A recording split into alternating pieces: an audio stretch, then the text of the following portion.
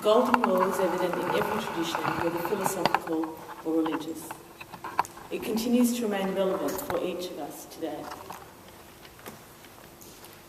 From 2,500 years ago, we hear the historical Buddha urging us to consider others as yourself.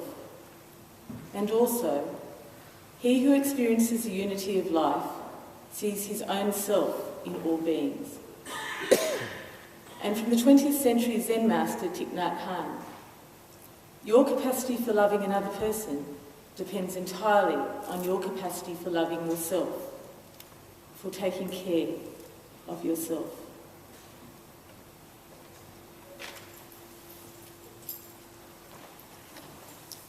From the Jewish tradition, Rabbi Hillel the Pharisee in the Babylonian Talmud, what is hateful to you, do not do to your neighbour.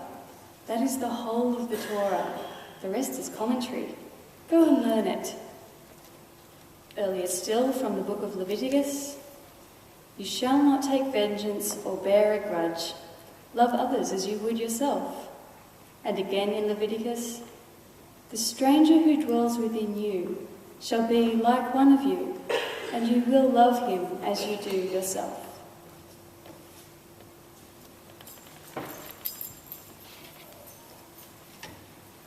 From the Zoroastrian tradition, in the Shayast Nashayast, we hear, do not do to others whatever is injurious to your own self. From the Hindu tradition, the Udana Varga 5:18, come these words, treat not others in ways that you yourself would find hurtful. Again from the Hindu tradition, in the Mahabharata, Anusana Parva, one should not behave towards others in a way which is disagreeable to oneself. This is the essence of morality. All other activities are due to selfish desires. And also, this is the sum of duty. Do not do to others what would cause pain if done to you. And from the Jain tradition in the Kritanga Sutra, we hear the teaching going beyond human beings. Treat all creatures in the world as you want to be treated.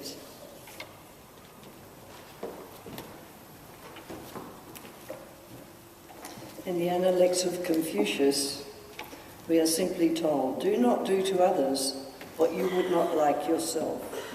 From Confucian teacher Meng Shu, who passed in 289 BC, comes this teaching. Each person has a heart that pities others. If a person sees a child about to fall into a well, he will be moved by mercy, not because he wishes to make friends with the child's parents or to win praise, but because the child's cries pierce him.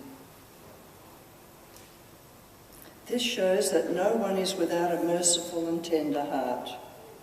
No one is without a heart for shame and hatred. No one is without a heart to give way and to surrender. No one is without a heart for right and wrong. From the Tai Shan comes this teaching. The good person will regard others' gains as their own and others' losses in the same way.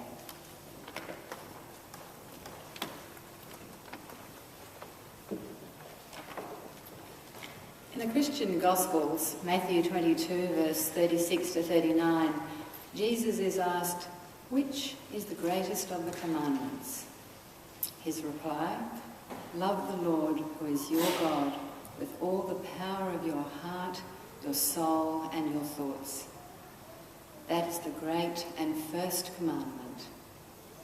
But the second is like it. Love others as you love yourself.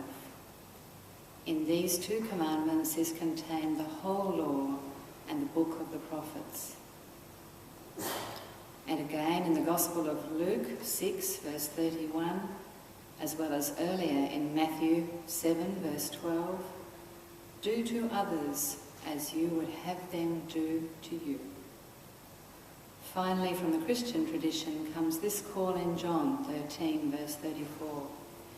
This is my commandment, that you should love one another. Love one another as I have loved you. And through this, people will see that you are my followers.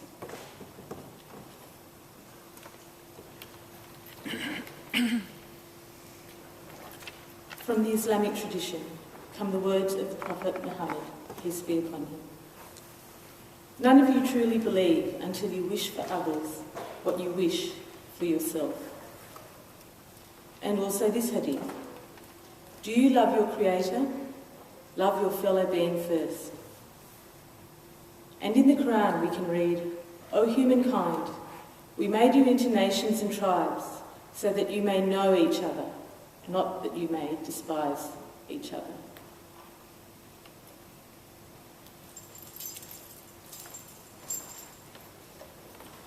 Let us heed the call in the Isa Upanishad from the Hindu tradition.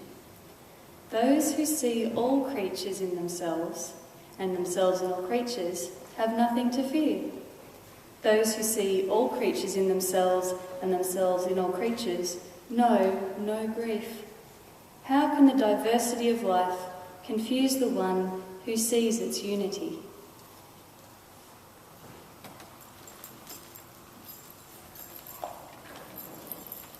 And finally, from the 20th century Sufi master, Hazrat Inayat Khan, behind us all is one spirit and one life.